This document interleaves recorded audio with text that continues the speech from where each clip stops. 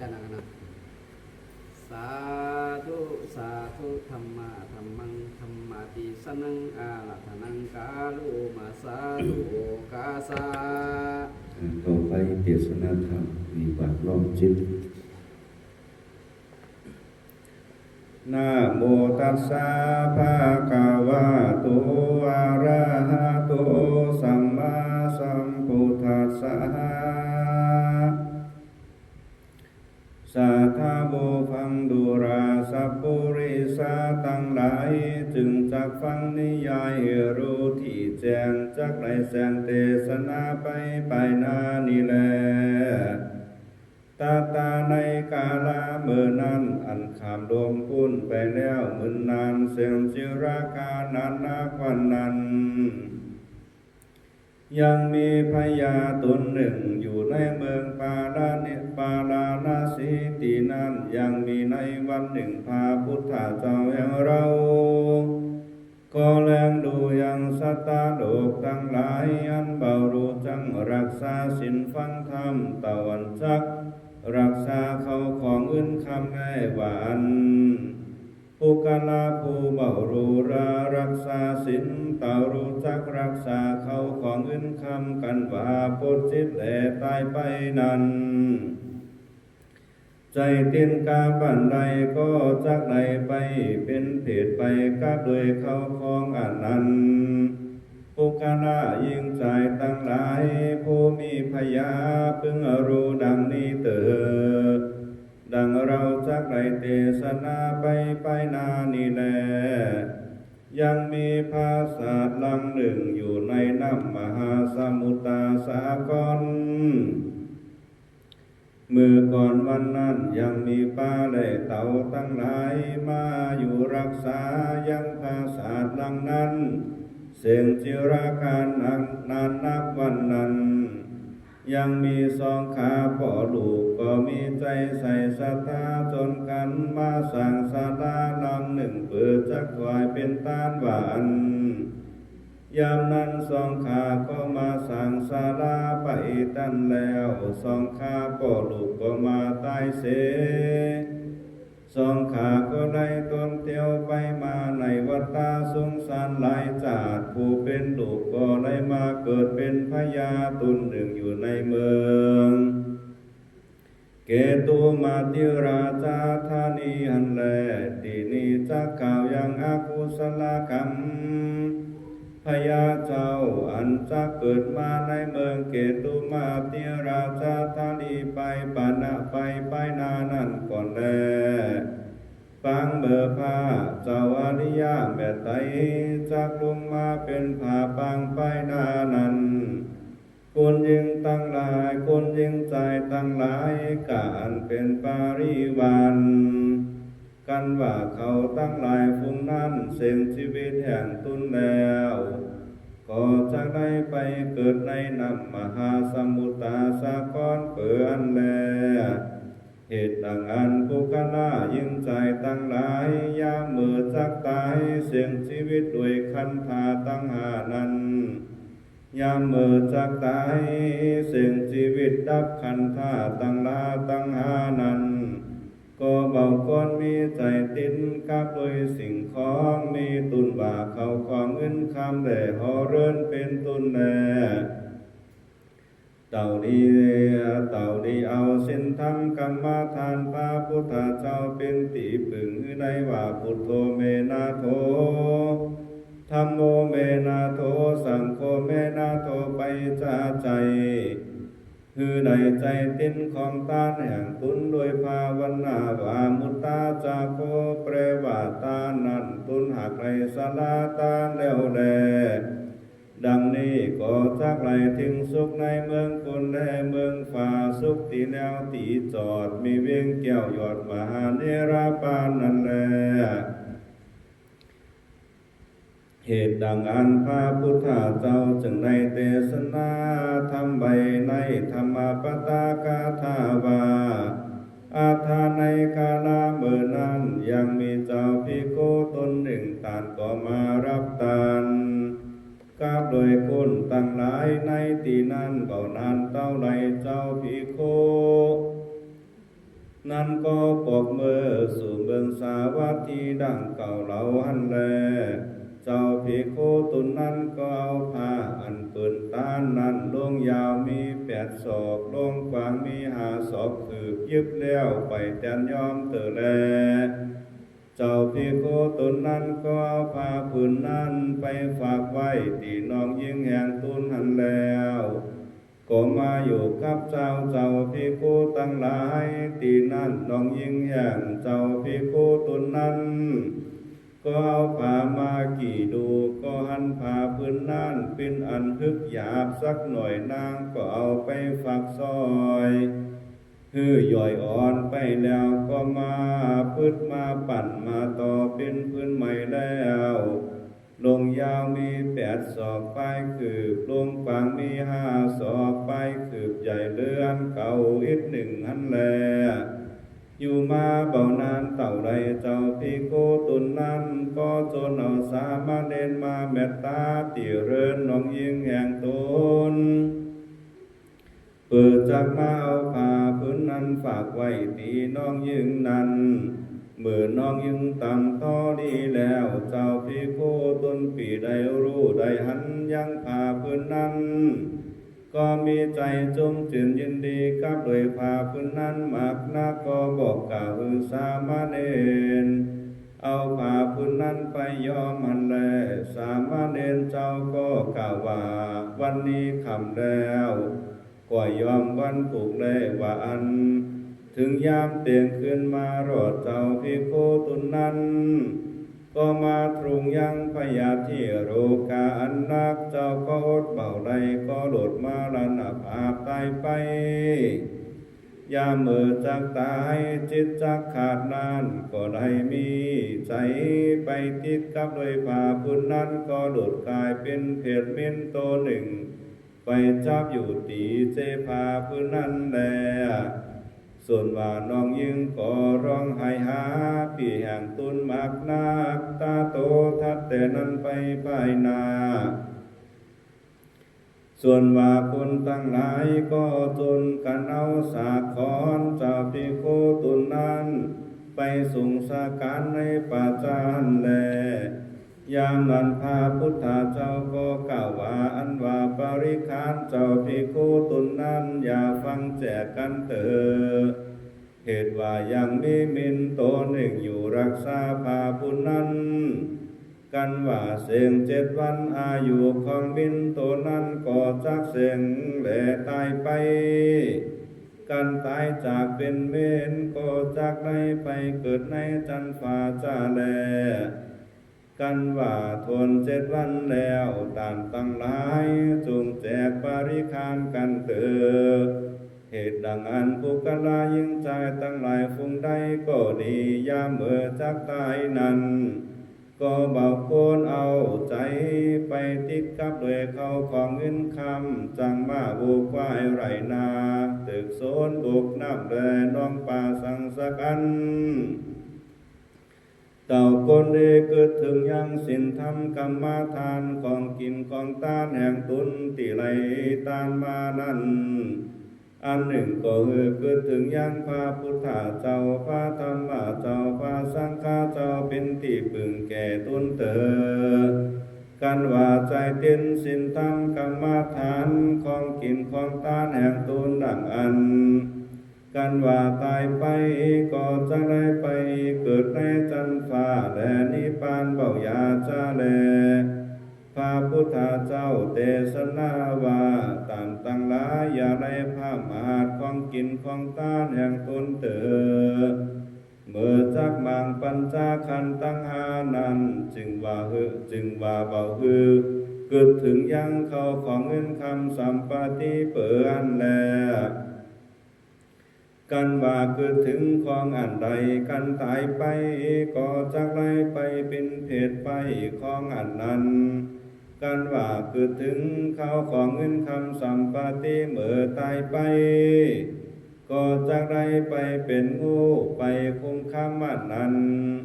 กันว่าใจติ้นพาแผ่นเมื่อตายไปก็จักได้ไปเป็นเม่นอยู่ไปอยู่ตีพานั้น กันว่าใจติ้นหอเรินเมื่อตายไปก็จักไหลไปเป็นแมงจีเรินเบาก็เป็นแมงบุงขาวขาดใยไปอยู่ในเรินนั้นกันว่าใจติดบุกนำแด่น้องป่าเมื่อตายไปก็จักไหลไปเกิดเป็นหมูไปขุดสอหากินอยู่ตามบุกน้ำนั้นและน้องปลาที่นั้นเบาอันก็จักได้ไปเป็นก็เป็นเขตไปอยู่ในบกน้ำน้องปลาอยู่ในไร่ในนานั้นกันว่าใจติดเมืองฝ่ายกันตายไปก็จักได้ไปเป็นผีเสือนำไปอยู่ตีเมืองฝ่ายนั่นแหละกันว่าใจเต้นจมพูทรีบเมืองคุณก็จักได้ไปเกิดในจมพูทรีบเมืองคุณได้ตนเตียวไปมา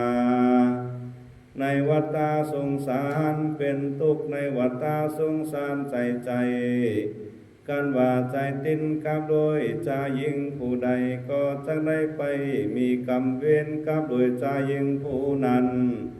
ก็ความเป็นดังพญาเจ้าเมืองปาลานาสีเอาหมู่ปาริวารไปเลียนสนอุญญาณ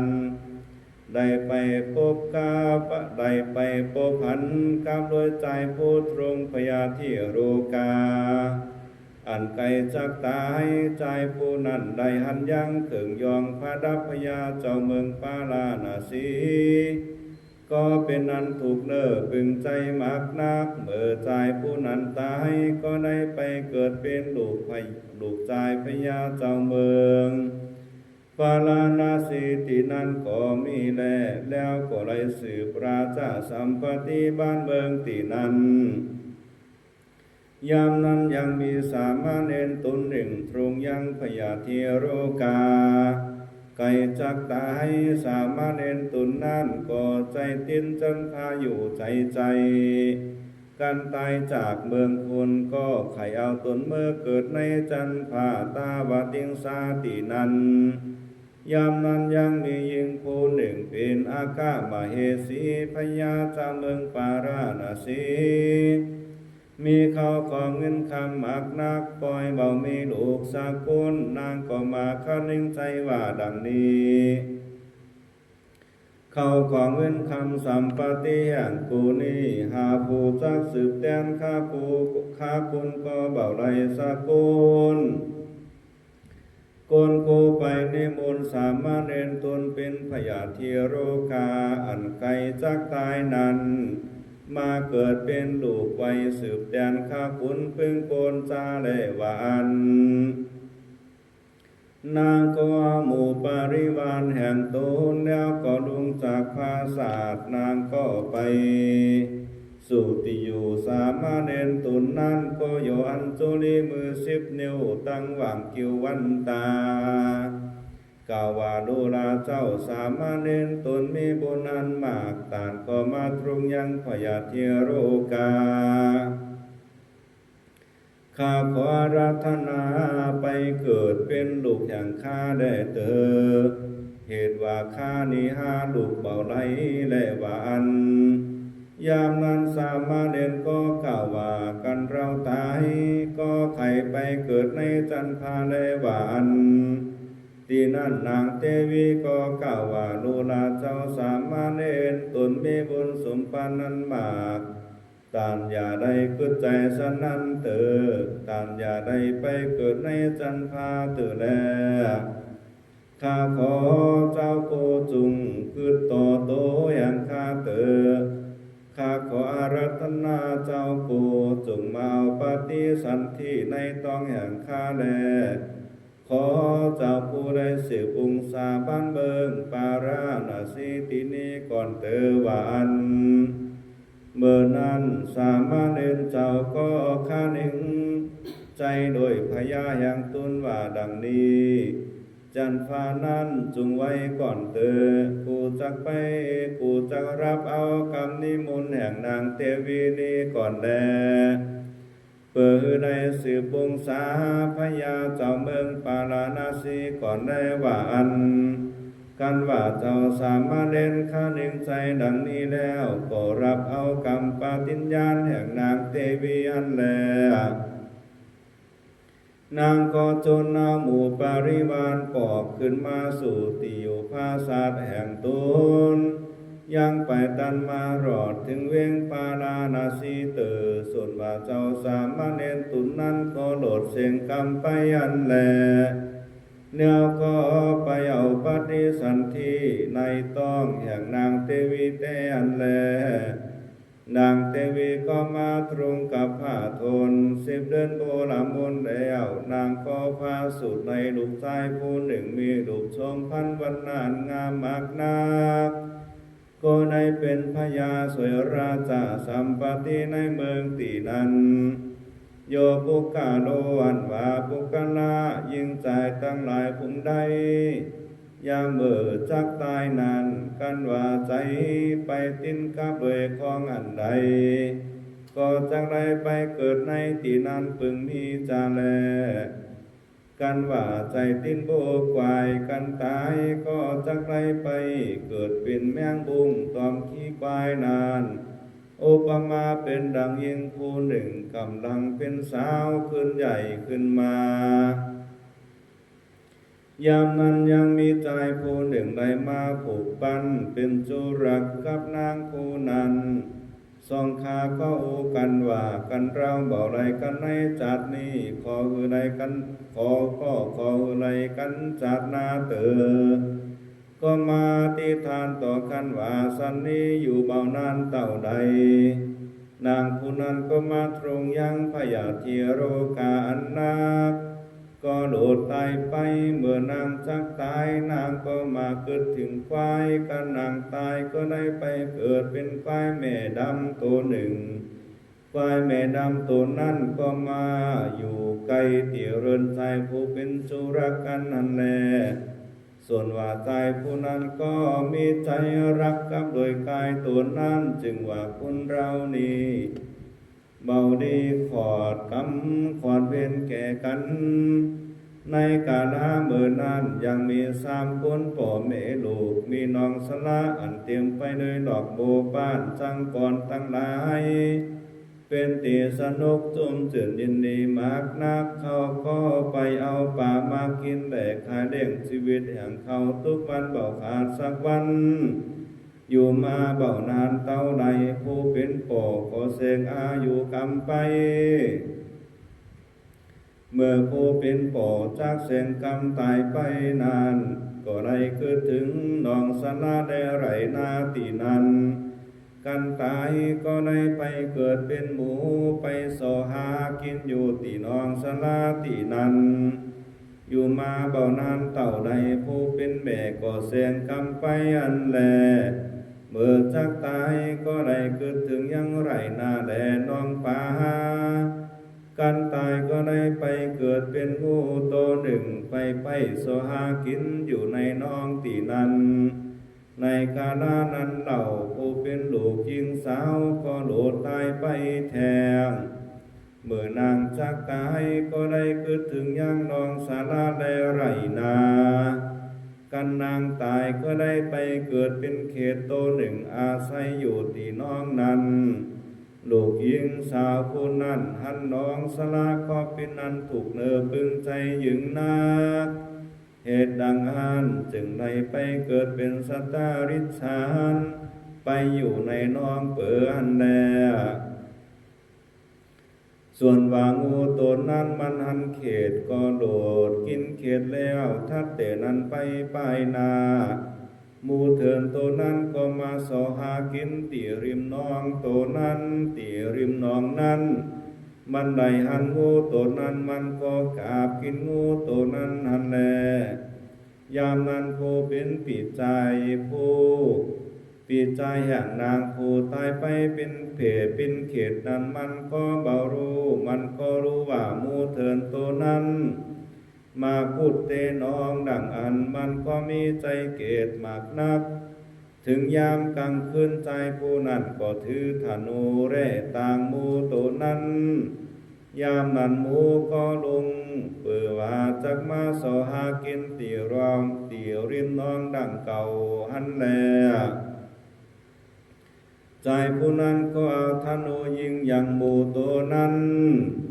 ตายไปใจผู้นั้นก็จนเอาเจ้าบ้านไปหามเอาหมูตัวนั้นมาตีนอกบ้านหันแลดันกาลายามนั้นยังมีพาภิกวารันตาเจ้าตุนพากอบโดยวิจายานแห่งตุนเตียวมาเปิดจังมาขอเอาเขาเป็นริบาทในบ้านตีนั้น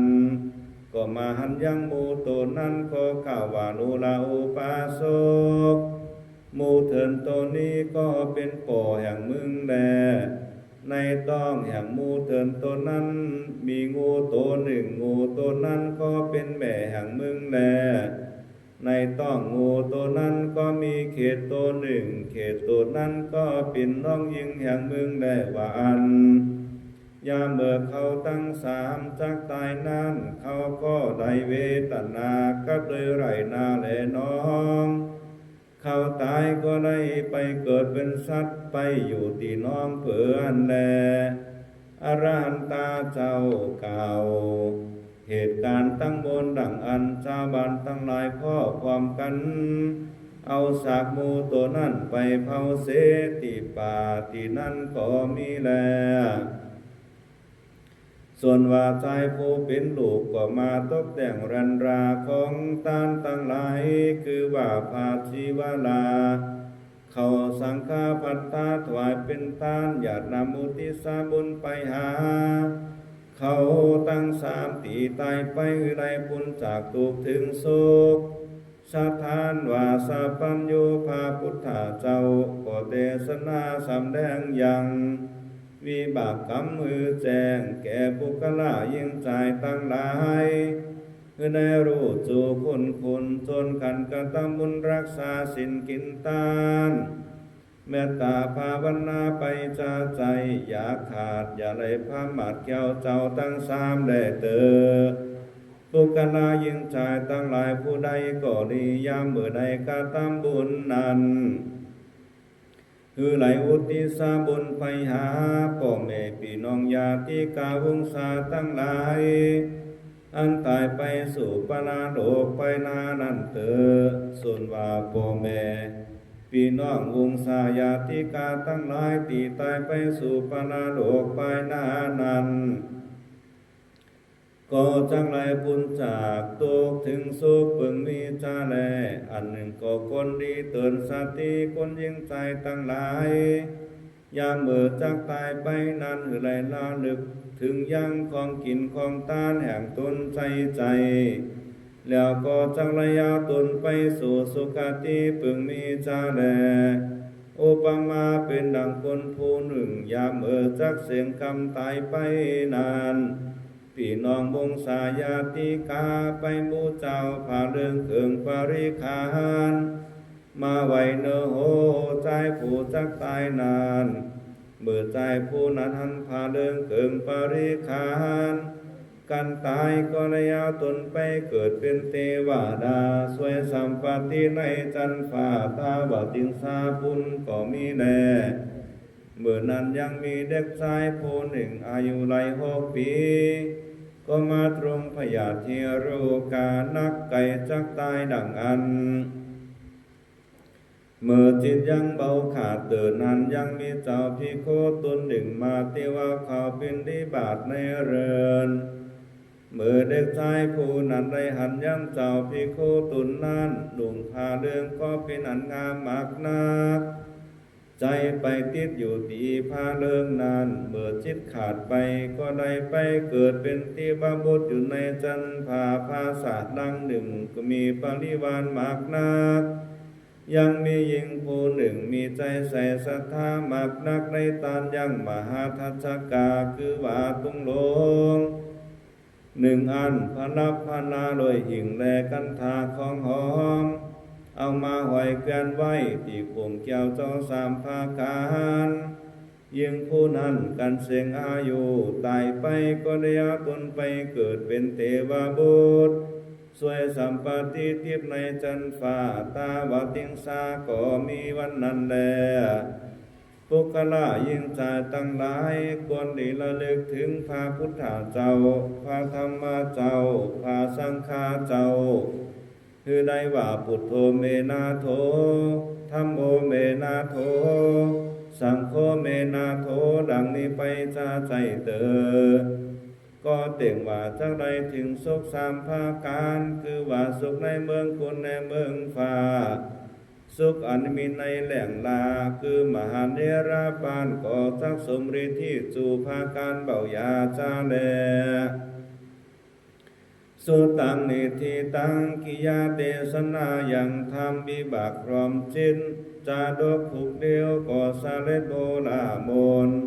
กาลาก่อนเท่านี้ก่อนแล